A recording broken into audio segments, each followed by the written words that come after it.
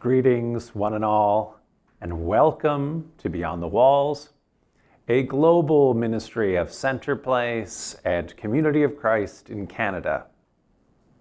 Our theme today is Loose the Bonds of Injustice, a call to mission as relevant to the world in our era as it was when spoken by prophets in the tradition of Isaiah thousands of years ago.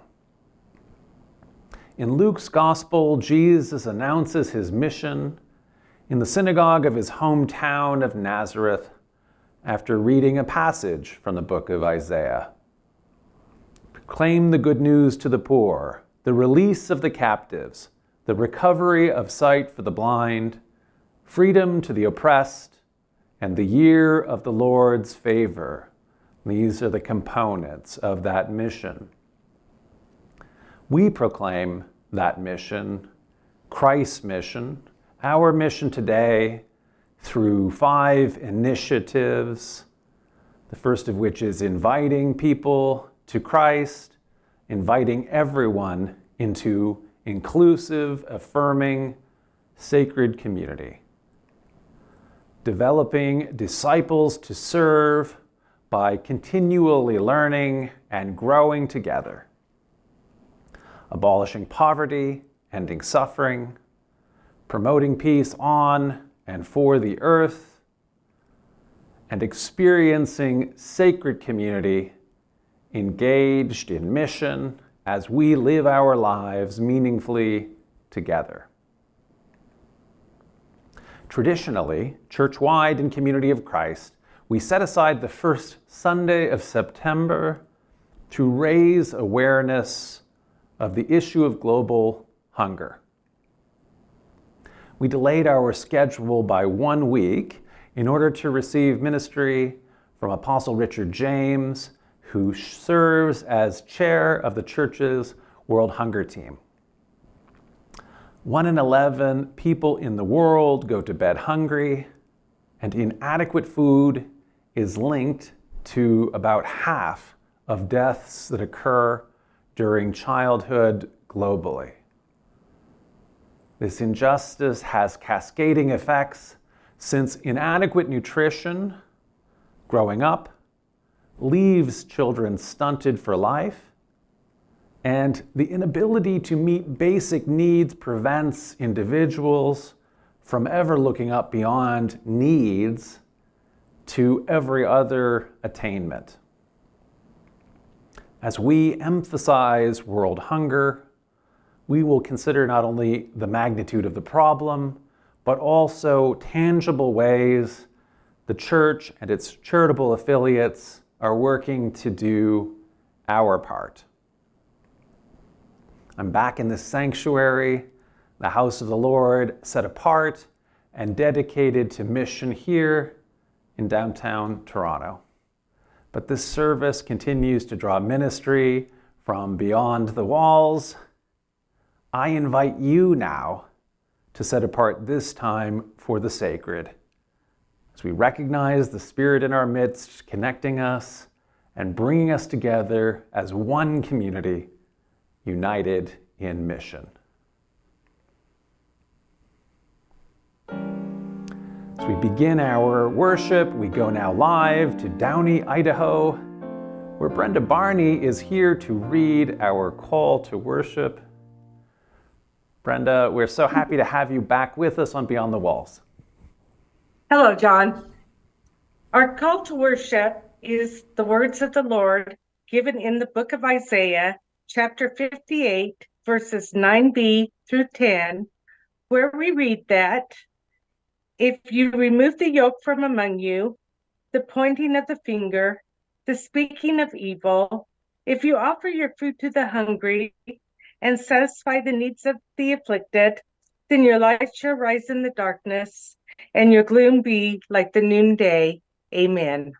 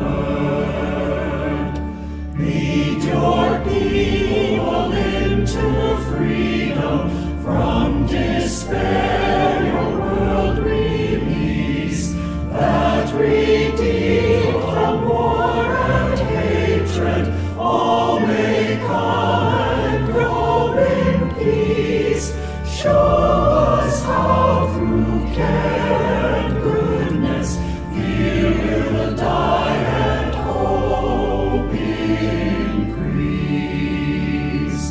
All that gives abundant living, let it from the earth be banned. Pride of status, race, or schooling, dogmas that obscure your plan. In our common quest for justice, may we have all life's brief span.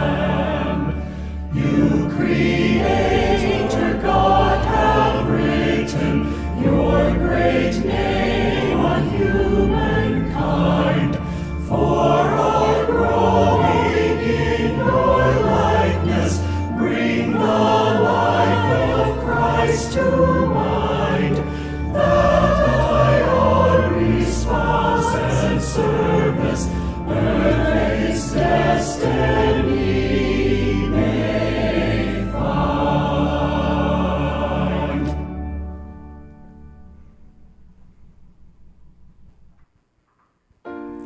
And from Idaho, we head west to Washington State, to Colville, where Lavera Wade is here to offer our invocation.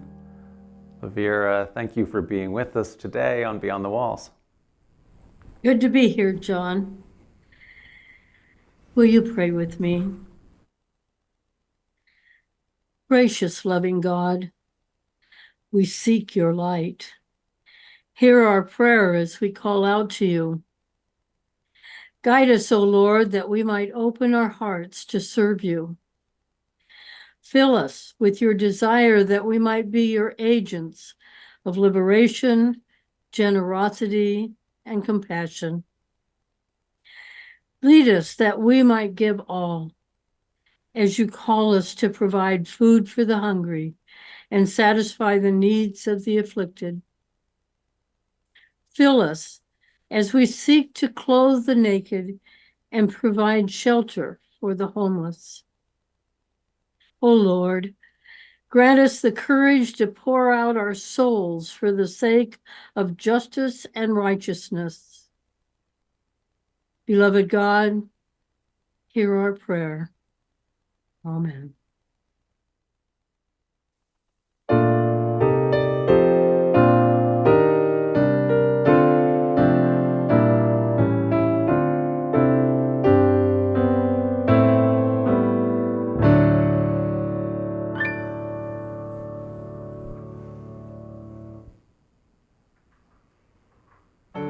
And now we go live to the United Kingdom, to Glasgow, Scotland, where Jane Christie is here to offer a testimony and teach a peace lesson. Jane, we are so happy to have you back with us today on Beyond the Walls. Thank you, John. As someone who was only recently baptized and confirmed a member of Community of Christ in May, the work done by the church and its congregations has helped me to see ways in which we can be partners with God in the work of peace. This love of peace is one of the things that has drawn me to worship alongside you for many years. Now, I describe my choice to be baptized as an act of rebellion. I've had traumatic experiences with religions, and I wanted to be very clear that joining a religion was not what I wanted to do.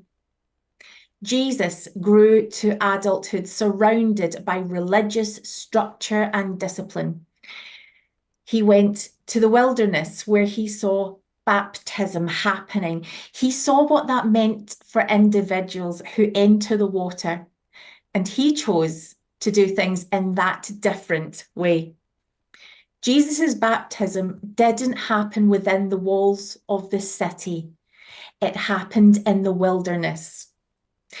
I wanted to commit to Jesus, not a religion. And those people who talk about Jesus, who hold the same values as Jesus, I want to walk with them. I want to go the way they're going. I love that we are walking together. So many different people, so different from each other, with so many different approaches, people from across the gender spectrum, people with varying needs and abilities, people of all ages. And I think Jesus made it clear that it's easier for some people to make that walk than others. I am one of the 1% of the estimated global population of people who have obsessive compulsive disorder, a condition which at times has left me so unwell that I can't function. Peace is the assurance that God is with us in every circumstance. For many people who struggle with mental health issues or other disabilities, peace often feels elusive. Yet it is often in these moments of struggle that God's peace can shine the brightest. As I prepared for baptism, I experienced a flare-up of the symptoms of my OCD. I found it hard to be able to identify what things were real, which memories were mine, and which things were thoughts created by a tired and anxious mind. As I rested in the care of my family, sought medical support, spoke with friends, my friends in the church were able to complete the unfinished planning for my baptism. Fortunately, the illness lasted for a very short period of time, so that I felt completely still, present, intentional, and at peace as I stood on the banks of Loch Lomond. The Scottish skies were blue, and the water in the loch at the foot of Ben Lomond was calm and almost warm. My teenager was baptised right after me. We ate together, and then I was confirmed right there on the shore. If you can imagine the peace and joy of this scene that I am describing, then also imagine watching the clouds slowly gather and the rain begin to fall, gently at first, and then become steadily more heavy. Well, it is to be expected of a Scottish summer. Isn't that so often the way? The perfect moment, and then the storm. We were filled with love, community, gratitude, family, relief, and that made all the difference. So we sat in the rain for a while, singing, "Rain down, rain down, rain down your love on your people. Rain down, rain down, rain down your love, God of life." You know that feeling when you're sure God is chuckling too. It was a joyful and sacred time.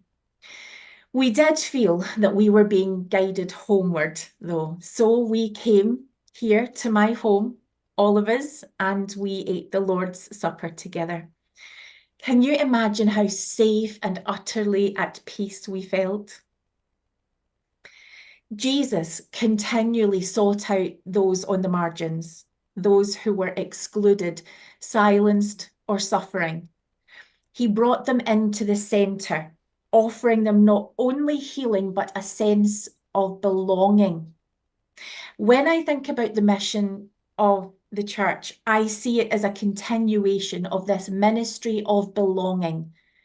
Our calling is to make peace and to bring peace, especially to those who are on the margins today, whether due to disability, mental health, race, age, gender, sexual orientation, or any other reason.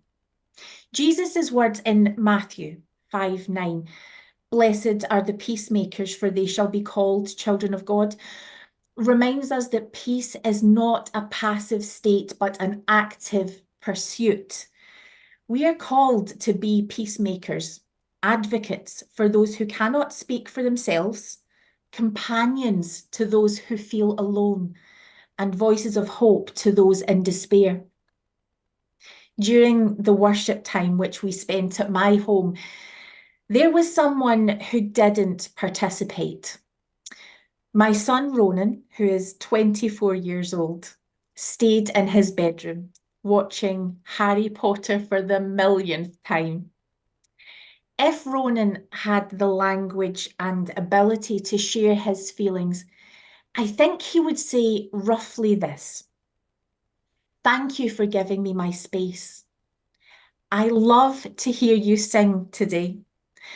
I feel scared when people pray because I found it difficult being around religious people. In the past, they have expected a lot from me. I liked church, but it became very hard and scary. There are lots of new people here, and that's sometimes something I find difficult.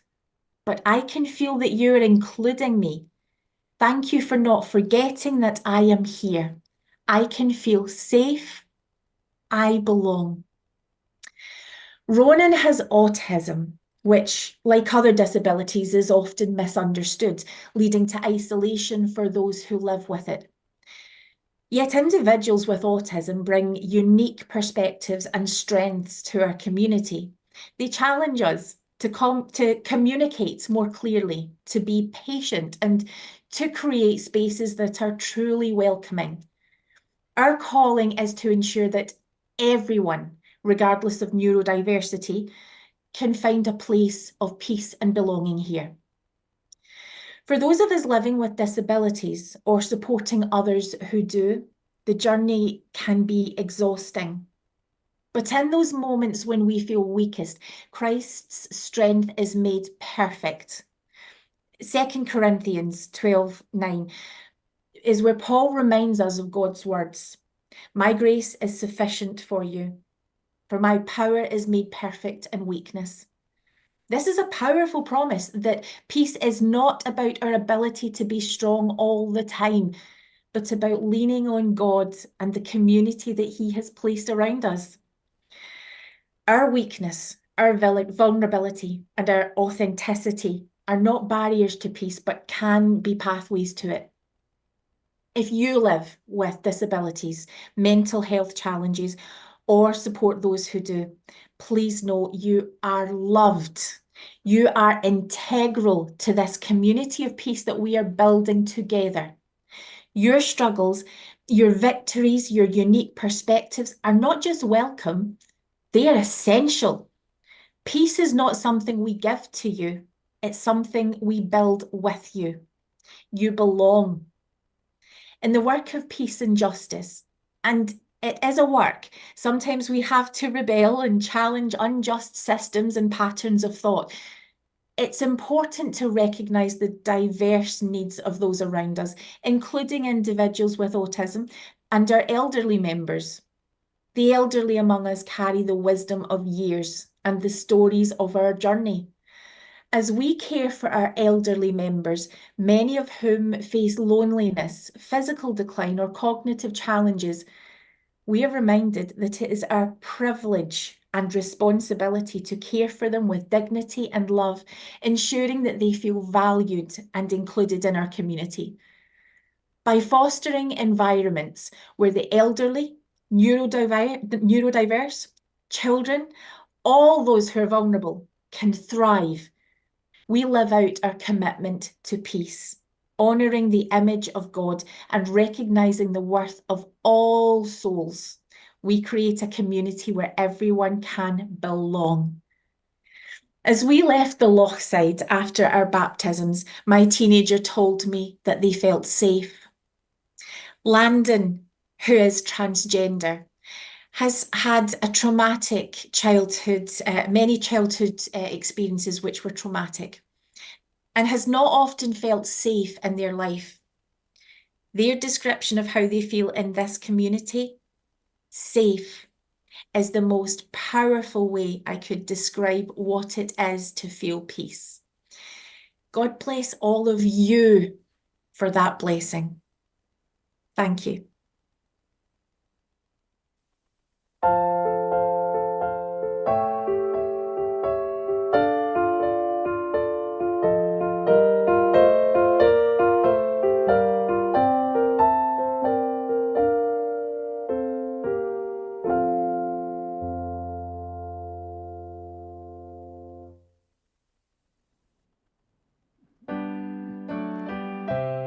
Thank you so much, Jane, for this piece, lesson, for this testimony. And now we come back to Toronto, Ontario. Yes, and even I am back at Centre Place Toronto, and what a blessing it is to be with you today, with you all who have been doing an amazing job at building this community on the Facebook and on the YouTube chats, because it is your ministry. When you say hi, you're not just saying hi, you're building this community, and I appreciate that. It's a blessing every Sunday to have a chance to say hi to you out loud. So thank you for your ministry and welcome. First of all, I want to acknowledge our team. We have Jeannie Jacobson, Mary Jean Balrose, Jerry Dell Jr. doing double duty at a congregation business meeting and also here. So thank you, Jerry. We have Vicky Thatcher, our chaplain, and not on duty, but just doing what he always does every Sunday, Lee Mitchell, also on Facebook with Hen. So welcome, team, and welcome, and thank you for your ministry to Caleb Rogers. Is it your birthday? Well, happy birthday, Caleb. Welcome, Cecilia Houseman, Janet Irby, Marvin and Mary Lester, Venice Maitland, Dennis and Mary Lou Pipergardes, Ronald Hines, Tim Prescott in Australia. Welcome, Julie Edwards, Bruce and Carolyn Bailey, Fiona Muir and family, Susan Perkins, Bill and Pam Sweeney, Marietta Walden, Ati Tai Make, Tahiti, je suppose. Welcome, Merlene Rafters, Sharon and Eric Palmer Ham, Susan Palmer, Raymond Ortiz, Shelley Maxey, Alan and Alicia Smith, Wanda Mercer, Twyla Ryder, Joy Mills, Aaron Baca, Felix Alvarez in Gibraltar, Corey T, Dick and Linda Wiley. Welcome also to, we have another member of our team, Noelle Gaffka, today from Washington, D.C. Welcome, Salavi. Welcome, Lauren Simmons. Welcome, Kevin Thompson, Caroline Mungdiputi, Jay Christensen, Larry Laporte, Larry Mogg, Jerry Mogg, and Sandra Mogg, Jeff Coons, Pam Smith-Ash. Welcome, Don Wiley. Welcome, Jeannie Kuhn. And we continue to be with you in this period. With Sally, with Sue, who have left us recently in the body, but they're very, very much with us today. So we continue to pray for them and for their families. Welcome also to Mimi Baba, to Myrna and Bob Logan. It's wonderful to have you back, Myrna. I'm glad that it's the whole month of August in the hospital. Well, welcome back. Wendy Robston, welcome. Neil Schuster, Mary Welton, Ann Gould, Michael Stearman, Barbara McIntyre, Tim DeMoss, John and Jean Ann Maloney, Carla NPA, Holly Cross, and Robin Cross. Welcome, Steve Tigner, Barbara Crumpton, Tracy McDonald, Gordon Hodgins, Becky Savage, Sarah Ritchie, David Hinkle, Isham Yosha, and I have to make a public apology because I keep saying that I'm going to contact you, but because I'm doing this, I'm apologizing in public. I will this time. Welcome also to Robin Wood in South Africa, Judy Bellin, in also JH, Joseph. I don't remember hearing your name. Well, welcome, Joseph. Dave and Vonnie Simons, Brandwell in the Chilly Hills of Appalachia, Dick and Julie Foster, Susan and Tom Weber, Parker Johnson, Mark Shannon. Thank you once again, Mark, for just making sure that Center Place was well taken care of while we were in Europe. Welcome also to Daryl Scott, Adam Euchre, Pam Luce, Vivian Betts. I'm glad we have England represented when we have Scotland and Wales on our service. So welcome, Vivian. Bradius Maurus III in Poland, Perrin Linvin, Anne Green, and has anyone else said hi while I was reading all your names? Yes, we have Carl Lindemann and Kay Lindemann. We have with us Rex and Darlene Smith, Esteban Lopez, Carol Marie, and I'm going to stop there because that's a lot of names already. And if you haven't said hi, please do so. I will continue to keep an eye on the chat. And welcome and thank you for coming together as a congregation beyond the walls. And thank you for your ministry of invitation, for clicking like and sharing this video. This is how we can reach out to someone new every Sunday. This is how YouTube and Facebook will suggest this community to someone who might be looking for it and has not found it yet. So for this important ministry, drawing the circle wide every Sunday, I thank you pour cet ministère que vous faites tous les dimanches. Je vous remercie. Y por ese ministerio que haces todos los domingos, te doy las gracias. Ahora sí, now let's go first to recognize the ministry of our wonderful choir, and let us sing together our hymn, Come Now, You Hungry.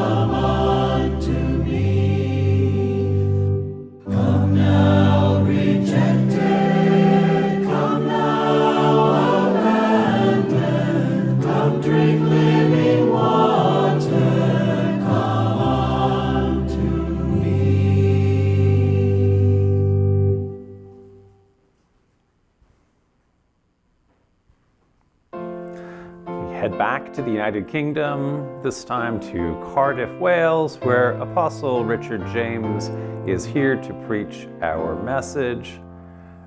Richard, we are so grateful to have you with us to speak about a topic that you have such expertise and are so passionate about. Thank you, John. Bonjour, buenos dias. Boreda, good morning, good afternoon, good evening, wherever you are in the world today. It is good to be with you. As we have heard, today we are focusing on world hunger.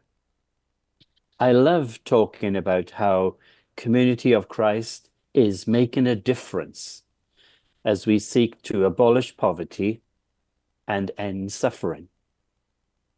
You know, we are a part of the great and marvelous work that continues as each of us daily take faithful steps following Jesus Christ.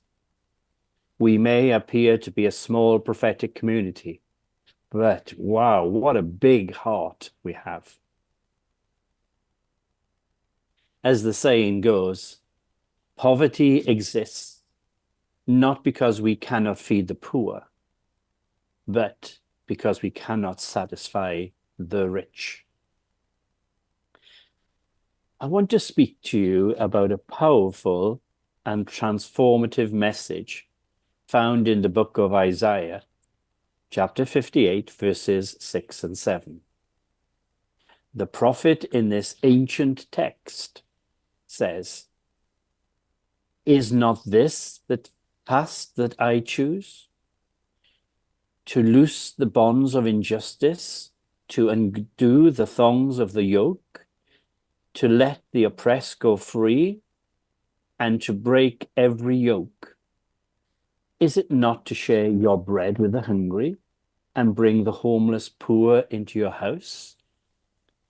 When you see the naked, to cover them, and not hide yourself from your own kin.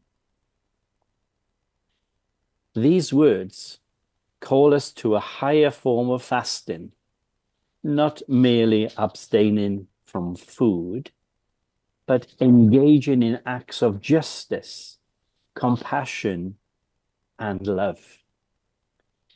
They challenge us to look beyond our personal piety and to focus on the needs of our neighbors, especially those who are marginalized and suffering.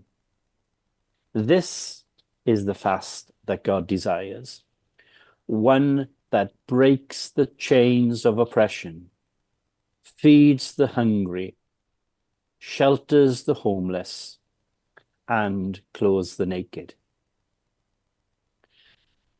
So, let us look a bit more closely at these words from the prophet Isaiah, which is often referred to as third Isaiah. These words were spoken to a people who were in the midst of a significant transition. A people returning from exile in Babylon to rebuild their Jerusalem.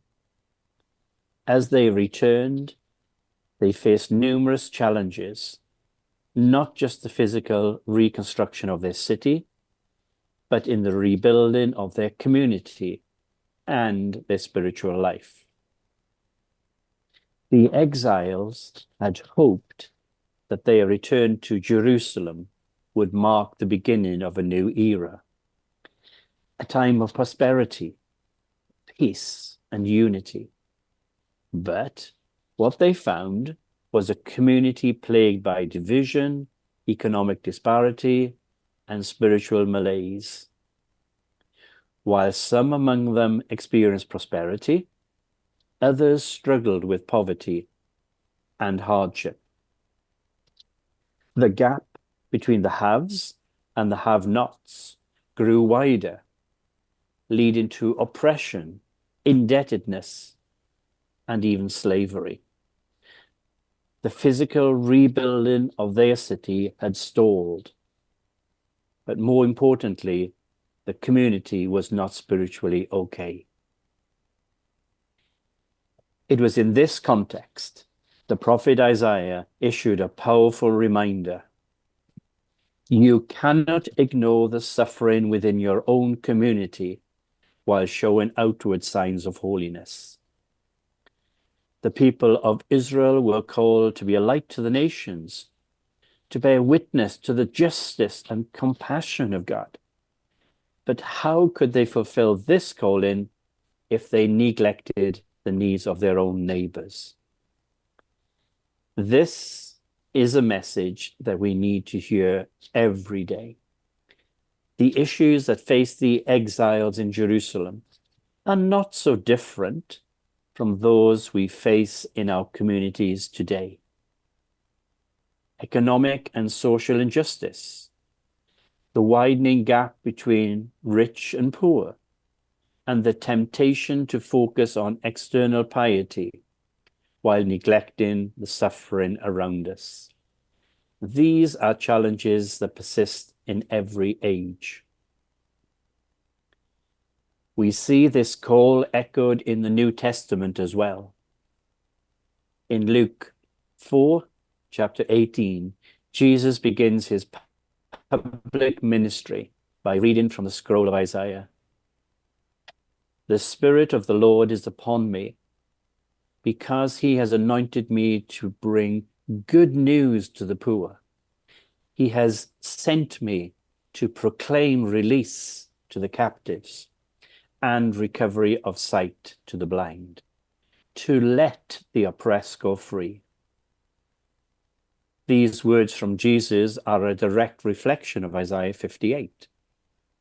They remind us that the mission of Jesus, and by extension the mission of the church, is deeply rooted in the work of justice and compassion. Our church, as a global family of faith, our Christ-like communities, both local and globally, have to be rooted in the work of justice and compassion. Community of Christ has to be grounded and shaped by the mission of Jesus. The prophetic call of Isaiah and the ministry of Jesus both challenge us to move beyond our comfort zones, to look beyond our personal piety and become active participants in the lives of others. We are called to be a church that does more than just talk about justice. We are called to do justice. We are called to be a church that cares deeply for the needs of others, that reaches out to the vulnerable, and that works to create a world where all people can live with dignity and hope. I am reminded here of what our Prophet President Steve Vesey said in his Time to Act address to the Church on September the 20th, 2017. He spoke of the future Church being formed by a basic concept. Our chief purpose is to birth, nurture, and multiply communities of disciples and seekers engaged in spiritual formation and compassionate ministry and action. This vision aligns perfectly with the call of Isaiah and Jesus' ministry. Our purpose as the church is not merely to gather for worship or maintain our traditions. It is to be a community of seekers and disciples who are actively engaged in the world, who are working for justice, caring for the needs of others, and reaching out to the vulnerable. This kind of ministry is not just an optional add-on to our faith. It is at the very heart of what it means to follow Christ. When we engage in compassionate ministry and action, we are not just helping others. We are becoming the church that God has called us to be. We are living out our purposes as a community of disciples, and we are bearing witness to the love, justice, and compassion of God in the world. In Community of Christ, we have embraced this divine mandate through our mission initiative to abolish poverty, end suffering. This initiative is not just a program. It is the heartbeat of our faith, the practical expression of our commitment to live out the gospel of Jesus Christ. Today, I want to share with you how this mission is being lived out in a very tangible way. In 1978, the World Conference made a commitment to fight world hunger by creating a dedicated fund within the annual worldwide mission budget, supported by worldwide mission tithes. This commitment was further emphasized in a resolution that encouraged members to contribute beyond fasting, supporting ministries focused on addressing world hunger. And then in 1992, the World Conference passed another resolution, Our Pursuit of Peace, which called for intensified efforts to address the root causes of violence, war, prejudice, discrimination, greed, hunger, and oppression. These resolutions highlight Community of Christ's commitment to food equality and justice, reflecting our mission as disciples to create a more just and compassionate world. And as a result, the World Hunger Fund was established. In previous years, we had more funds available from the worldwide mission budget, which supported not only world hunger, but also tangible love. Now, as our budget is reducing, we are grateful to receive $200,000 each year to help end world hunger. We no longer have tangible love. So, through something as simple yet as vital as water, something significant is happening. Water is life. It is essential for our survival, our health, and our well-being.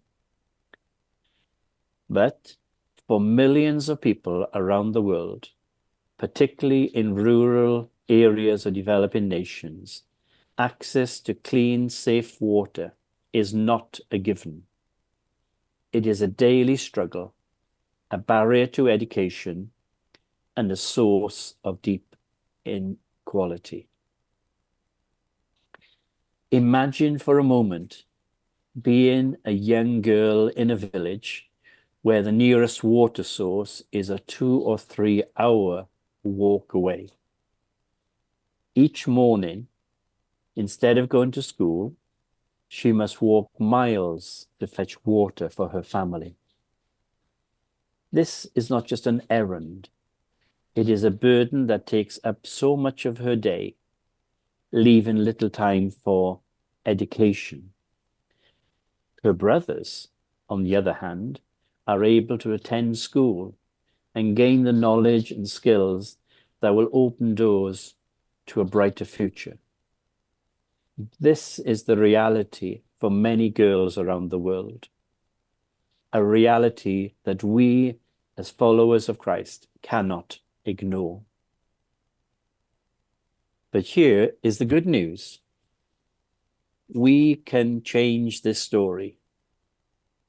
Through our collective efforts, we are making a difference. Through your generous contributions to the worldwide mission tithes, oblation, and world hunger funds, we are bringing clean water to communities that desperately need it. We are helping girls and boys go to school. We are providing opportunities for girls and boys, women and men, to access a brighter future out of poverty. In 2023, the worldwide mission budget allocated $200,000 to support projects aimed at abolishing poverty and ending suffering, overseen by the Council of 12. This funding has supported long-term school projects in Haiti and India, in partnership with Outreach International. We have also provided essential resources for initiatives that empower women and educate girls, which in the long term benefit the whole family and community. When the World Hunger Team considered proposals for 2023, they focused on projects that were essential for life and had a positive impact on empowering women and educating girls. With your help, the remaining annual funds of $55,572 funded projects that provided clean drinking water to communities near our congregations in Africa. Let us be clear. These projects are not only about quenching thirst. They are about giving girls the opportunity to attend school, about empowering women with time to care for their families and contribute to their communities, and about creating a future where everyone has a chance to thrive. In addition, we are supporting initiatives in Malawi that teach women to manufacture and sell soap, helping 300 women and youth learn entrepreneurial skills and establish small businesses. This is more than just economic empowerment. It is about dignity, independence, and hope. It is about giving these women the tools they need to create a better future for themselves and for their children and families. We are also helping to provide benches for schools in the Democratic Republic of Congo, creating environments where both girls and boys can learn comfortably and build the foundation through education, which can lead to a life free from poverty. These projects are made possible because of you, because of your generosity, your compassion, and your commitment to living out the gospel. Your contributions, no matter how small, are making a profound difference. They are helping to abolish poverty and end suffering, and create opportunities for those who need it most. Thank you for your acts of kindness that are transformative for people who you may never meet. We are one in Christ. We are sisters and brothers who help each other.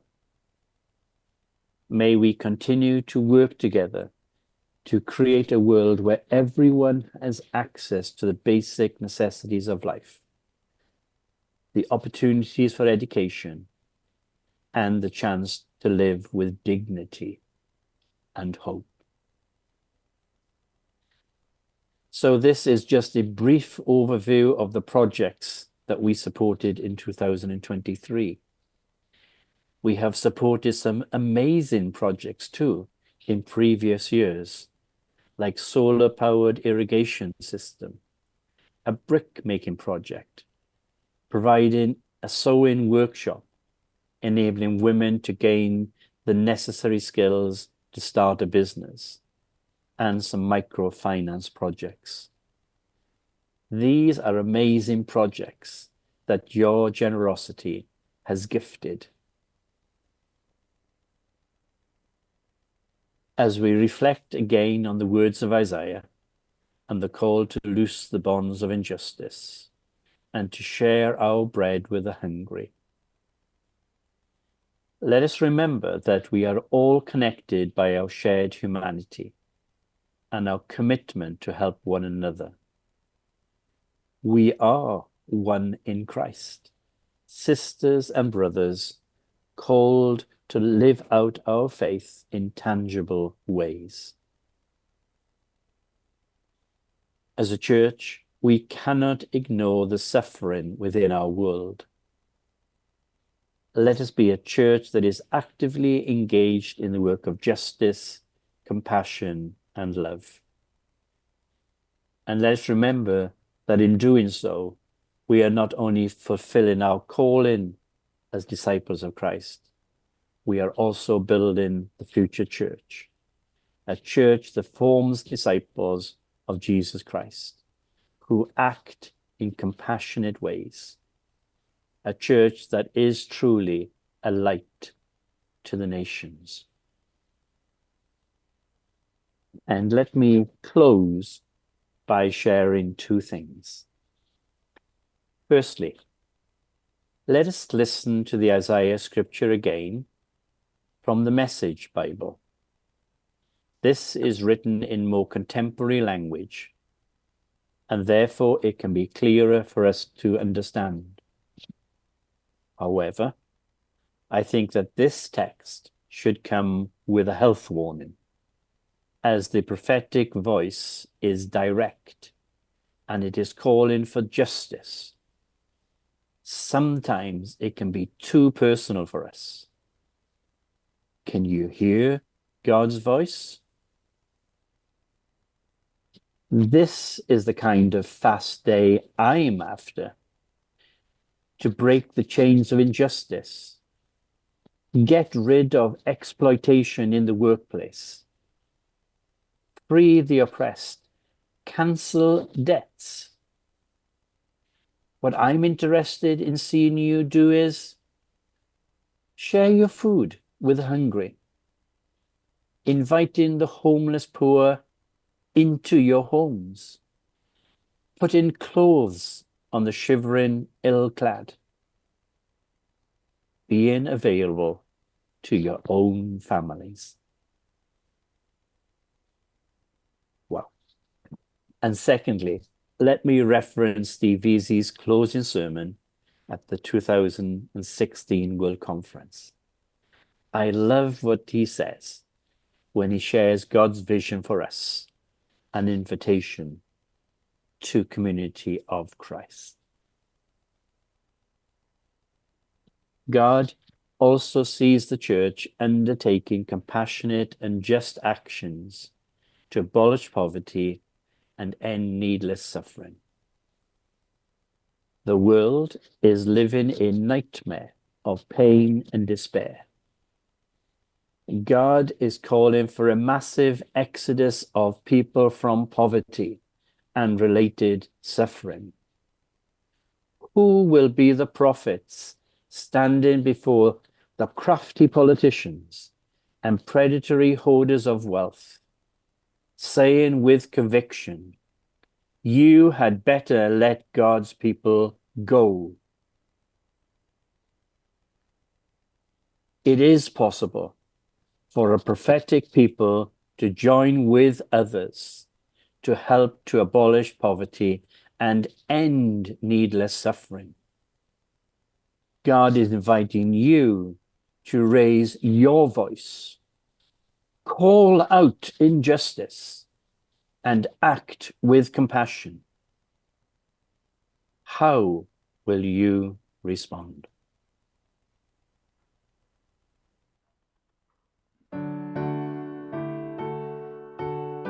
Many thanks, Richard, for this message. And we come back once again to Toronto Centre Place.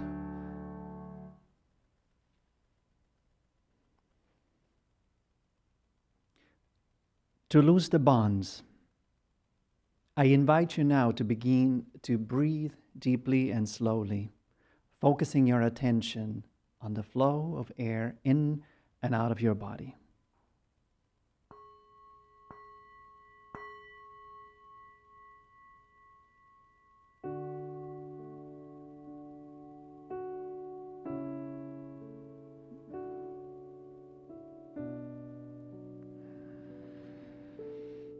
With each inhalation, notice a part of your body, your shoulders, your hands, your face.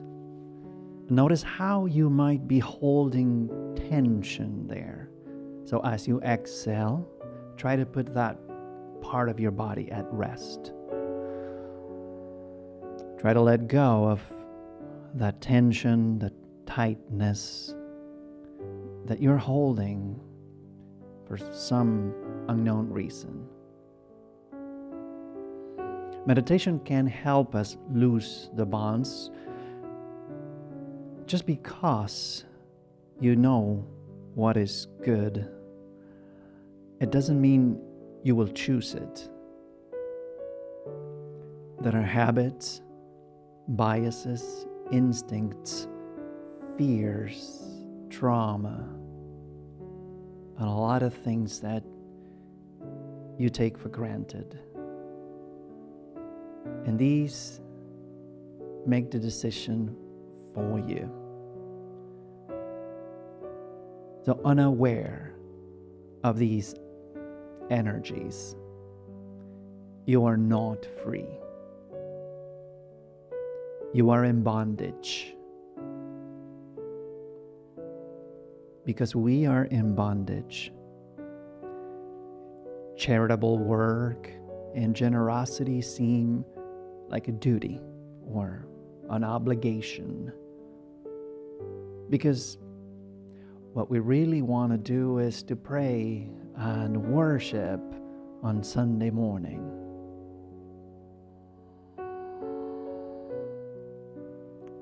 Breathe, relax, and listen to what the prophet Isaiah says in chapter 58. He redefines worship, offering food to the hungry, a drink to the thirsty, clothing to the naked, care to the sick, fellowship to the stranger in need. All these charitable and generous gestures constitute worship.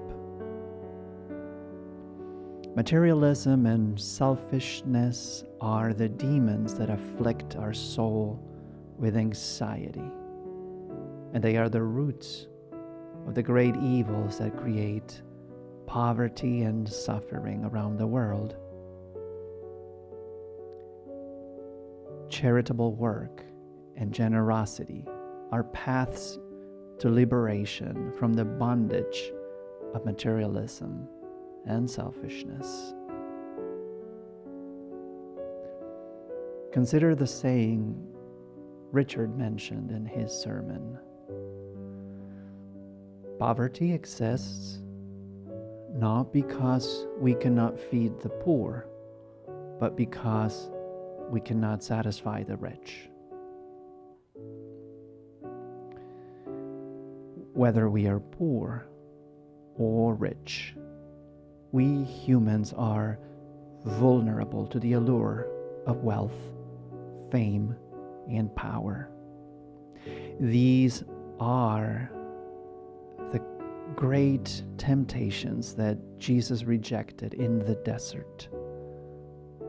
As followers of Christ, we too are called to reject them. Can you let go of seeking and accumulating wealth, fame, and power?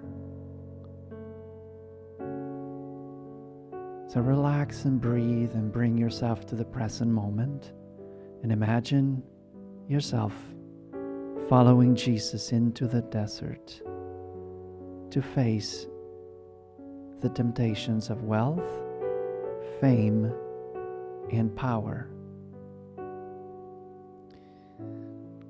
The devil has clothed you with 3 beautiful coats embroidered with precious stones that grant you wealth, fame, and power.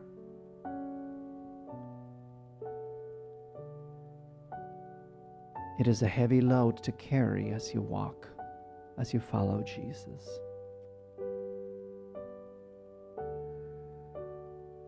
Take a few deep breaths with me. Breathe in. Notice the coat of wealth you are wearing today. Whatever may come to mind, notice the coat of wealth you are wearing. Breathe out. Notice how it weighs on you. Breathe in. Jesus invites you to take this coat off. Breathe out. Drop the coat on the ground. Breathe in. The bond of wealth is loose. Breathe out, lighter and freer. Breathe in. Notice a coat of fame or recognition you're wearing. Breathe out. Notice how it weighs on you. Breathe in. Jesus invites you to take this coat off. Breathe out. Drop the coat of fame on the ground. Breathe in. The coat of fame is loose. Breathe out, lighter and freer. Breathe in. Notice the coat of power you are wearing. Breathe out. Notice how it weighs on you. And breathe in. Jesus invites you to take this coat off. Breathe out. Drop the coat of power on the ground. And breathe in. The bond of power is loose. And breathe out. Lighter, freer.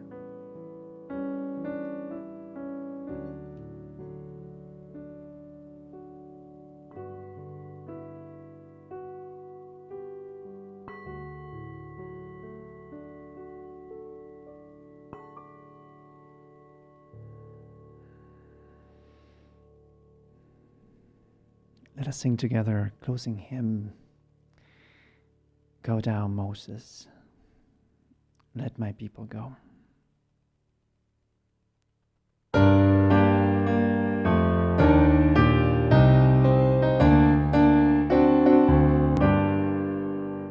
When Israel was in Egypt's land, let my people go. Oppressed so hard they could not stand, let my people go. Go down, Moses, way down in Egypt's land. Tell old Pharaoh, let my people go. The Lord told Moses what to do. Let my people go. To lead the Hebrew children through. Let my people go. Go down, Moses, way down in Egypt's land. Tell old Pharaoh, let my people go. They journeyed on at his command. Let my people go. And came at length to Canaan's land. Let my people go. Go down, Moses, way down in Egypt's land. Tell old Pharaoh, let my people go. Oh, let us all from bondage flee. Let my people go. And let us all in Christ be free. Let my people go. Go down, Moses, way down in Egypt's land. Tell old Pharaoh, let my people go.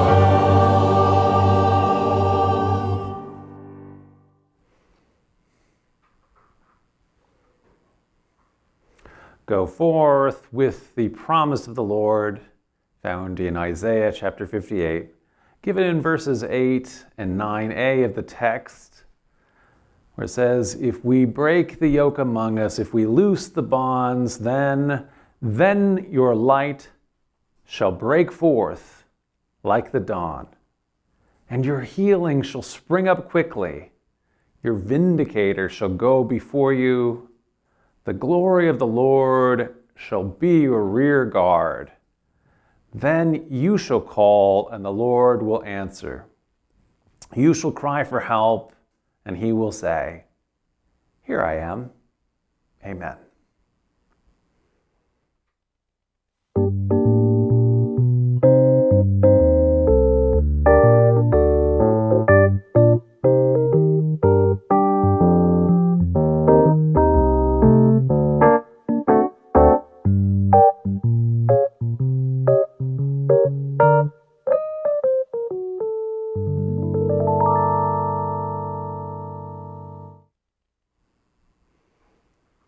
Stay with us after the postlude. If you're here in the early edition, I will be chatting with our ministers. And if you're here in the late edition, Noelle has updates from Washington, D.C.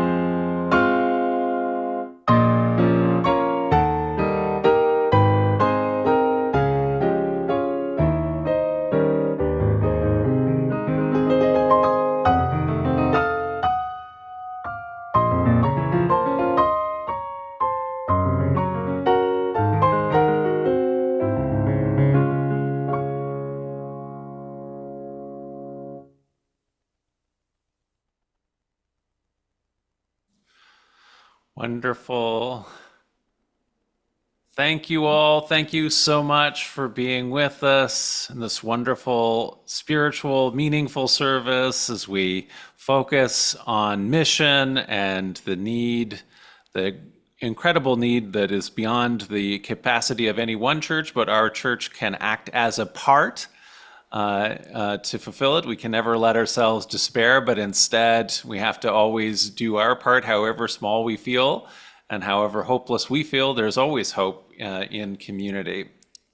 And so I want to thank each of you for being with us. Brenda, I want to say hi to you. I was so excited we got to meet you in person when Leandro and I were in Salt Lake for Sunstone Sunday recently.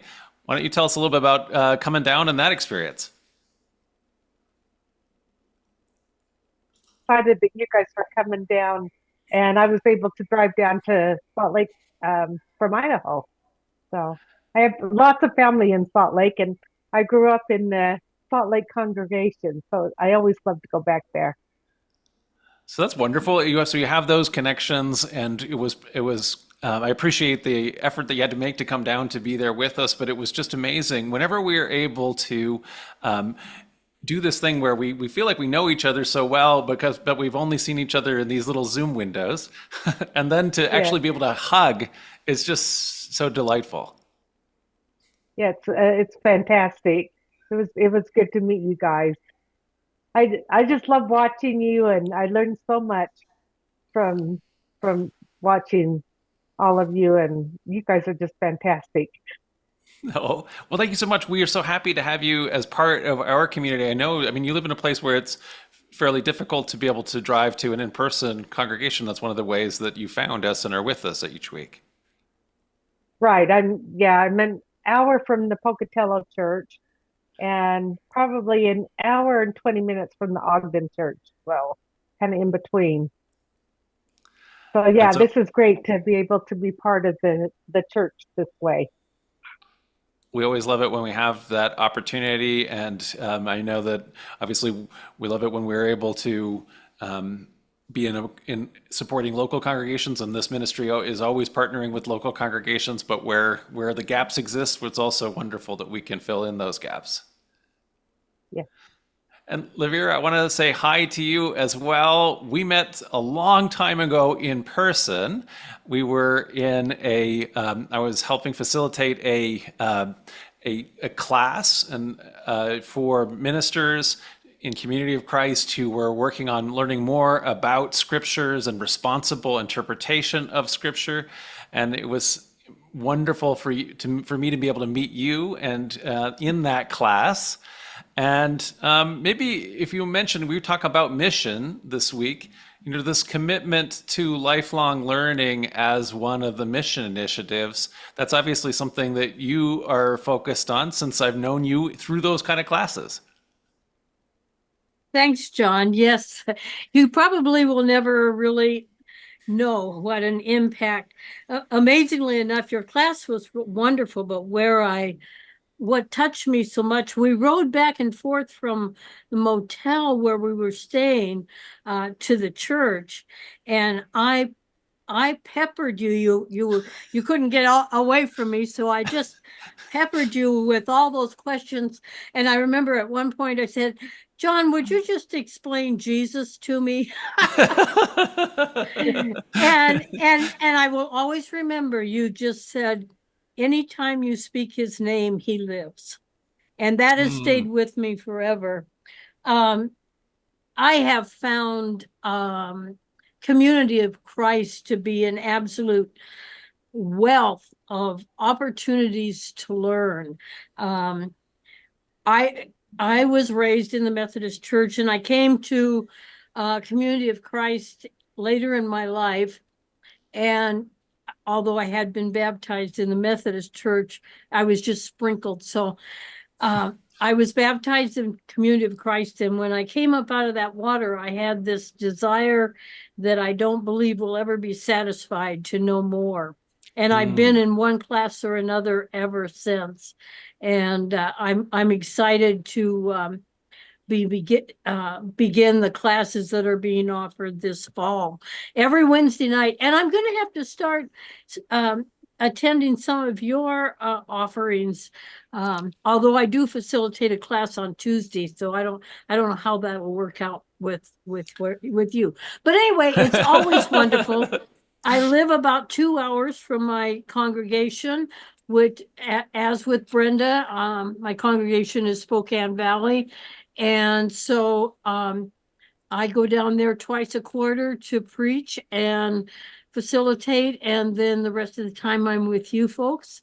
And I love you all. It's wonderful. Thank you. Thank you. We love you too. And one of the things about our Tuesdays is that every single one of them is recorded, so you can always go back. It's fun to be there live because you're with the chat and you can engage with the Q&A.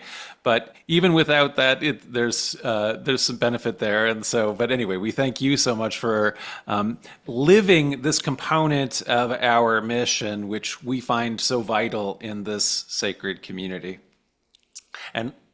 And Richard, well, I don't know if you might. I want to say hi to you, and I want to thank you for helping us, talk about this very tangible way that we are living out the mission of Abolish Poverty. and suffering. We, as you point out, are a small church. We have a big heart. There's a huge need, and for us to just say this is unfillable need would not get us anywhere at all. And so, running forward and doing what we can, actually being able to see it is so wonderful. So we appreciate you bringing these tangible results to us. Well, thank you, John, for giving the opportunity to share. I love being part of this sort of team. I like helping practical ways. One of the great things about this project is that we are experimenting with new forms of delivery, and I think that's good. And they're all always ground up. We are not the ones saying this is what you need. It's the community saying these are things that if we had the opportunity, this is what we would love to do. And then we're able to find a way of making them happen. Well, and that's always the kind of projects that work the best. I mean, I think that there's been a lot of a learning curve on that for people in the United Kingdom, where you are, or here in Canada, North America, as we have we've seen needs, and we think, oh, well, all they need is to be just like us, and if they had this thing that we maybe will drop onto them.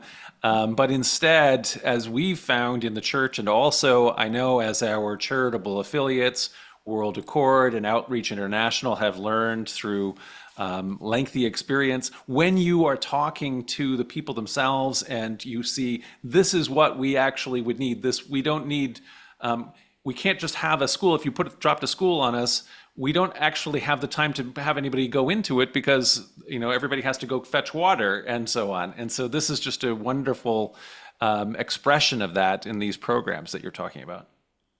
Yeah, and you're right. I think of like the sewing one I just touched on there, giving the women the skills to learn.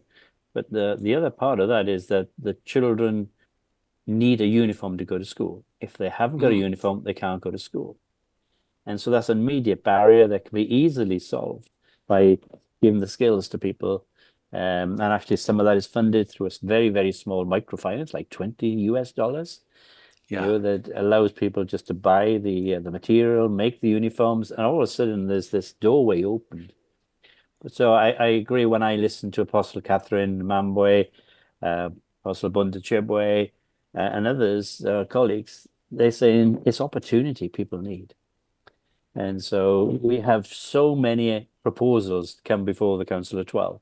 I mentioned in 2023, we were 5 times oversubscribed of what we were able to contribute. And all of them are really, really good projects. But we're looking at ones that are sustainable, ones that really do empower women and help girls, stressing that quite heavily into education. I would love to have some more. One of the comments that I picked up somewhere here is that, can people give directly? Yes. We would encourage people to give to Worldwide Mission Ties or to World Hunger. Yes, if people want to give, they can give. But we're also looking at these as models of projects we know that can work. And so maybe in the future, as we partner with different congregations or mission centers in different parts of the world, we might be able to say this amount of $50 can make this much difference for somebody. Are you willing just to share something? And I'm really excited by that, because we are not alone. We are learning. There's so many terrific charities, NGOs out there. World Accord in Canada are doing some amazing things. Outreach International, co-ed. And we're just a small part. But as I stress, as a church, I think we still need to do things. And that's what we've tried to do. Absolutely. I'll go on a little bit. You might know I'm from a banking background. Yes. And I love the microfinance that we have done. We don't charge any interest, don't charge your brother any usury. We have a very small management fee. And what I like and I don't like, we have not had one default yet. I want to have defaults, as we learn from that, because they're community-based, decisions are made locally, and it's making a difference for people. As some women set up a little sort of, we would say, a coffee shop, a small grocery store. And now they haven't got to walk 3-4 hours to get some local groceries. So just simple things like a small microfinance makes a huge difference. You know, where if they can get it, it's a predatory lending and it's 5,000%, 5,000%. And Yeah. there's no, maybe what is it, sort of a $5 management fee, hardly anything that goes back then to recycle. So I could talk all the time. As you know, John, I could give you lots of videos and then let the whole place and the excitement and joy of people as they've seen the benefits of our generosity, but really it's their adventure to make a difference. So. Well, I would love to let you talk forever on this because I do feel like that this is a thing that we don't always do well at church, which is to say, one thing that we do well is that we are very effective at these kinds of very tangible, practical, meaningful projects, but we don't do a great job of then celebrating the mission that we do. So we don't do a good job of saying, oh, you know, this all actually went to this place. And so when we can have these details back, so I would love to have you on whenever you have the time, Richard, and anybody else that you want to send from your team, because it does make a difference, I think, to people when they realize all that's happening. Otherwise, we're not as aware of it. And so I thank you so much. And Vicky, before we go, I want to also thank you. You're our chaplain for our ministers as we prepared to go into this service. And you also, as everyone knows here, that you lead our Beyond the Walls daily meditation group. And I wonder if you have some news for us on that as we're beginning the new season here. Yes, I do. I'm actually very excited because we're planned all the way through Christmas into even the month of January. We know what we're doing, and that's a first for us. It's amazing. But first of all, I do just want to reemphasize, as I always do, that everybody's welcome. And I recognize that our time frame at 9 o'clock Eastern time does not fit everybody's schedule, even in the United States, much less in Canada and other nations around the world. It's part of my heart and my dream to someday be able to do that, but I will need partners in that if that is to happen. So I'll put that out there. Yeah, please. If we have need for volunteers in ministry, everyone. There are so much. This is a wonderful community, and this is an example of a ministry that has flourished when volunteer ministers take up the call, feel the call, like Vicky, and have made this happen. But there's so much need for more. So if it would be possible to have a daily meditation that would be more convenient to folks in the United Kingdom and Europe or other time frames, if we had more facilitators. Go ahead, Billy. And I would be happy to help with that if I know what kind of help is needed and if I have the capability of it. But anyway, this next week is my week off, but starting September 16th for a period of 6 weeks, we are going to focus our meditations on prayer. And we're going to kind of explore what prayer means to each one of us, what it looks like, how we are ministered to by it. What is prayer to you? Kind of a question. And part of this is in preparation for in January, we are going to try to start a discernment process toward World Conference, which we did one before when the church was asked to contemplate. And January may be a little late for World Conference, but that's kind of the way it's worked out. And I know there's a lot of changes happening even right now, but we've always kept that in our prayers. But anyway, so prayer for this 6 weeks. Then the following 6 weeks happens to fall in November. So that will be focused on gratitude and thanksgiving. And then we will start Advent. And I'm really looking forward to our Advent season this year. I haven't completely got confirmation from some of my friends who are helping this happen because we now have volunteers helping me in this happen, but we're all kind of coming together with input for decision making. So I'm kind of waiting to finalize that, but I'm really excited about it. And then, of course, in January, we will embark on a discernment process. So we have a lot coming up. Come for a day, come for a morning, come for a part of a morning, come whenever you need to or want to. Everyone is welcome. If somebody could put our link in the notes, that would, thank you, Leandro. Bill Mines does the Wednesdays, and he does a prayer circle. So especially if you have needs or your family has needs that you really want prayed about, bring those. And if you can't come on Wednesdays, come another day and tell us, and we'll take care of it, So we're just here to help you be able to do what you want to do and to give you that peace in a world that is very chaotic, and to empower you to deal with the anxiety and the stress of the world that we live in and find a place that is sacred and to meet Jesus. Thank you. Thank you. Well, it's a wonderful opportunity that we have to build community, and I love the topics that you have planned out.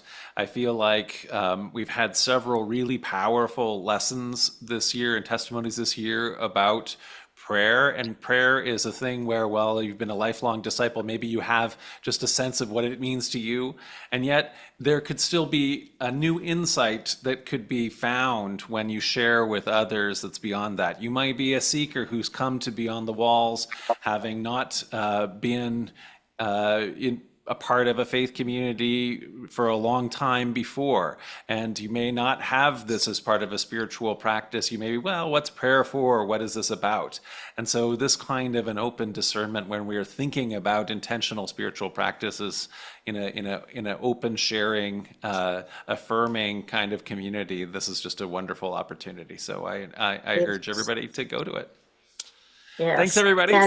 It's great. Bye-bye. We'll say goodbyes, and we appreciate it. Wonderful service again.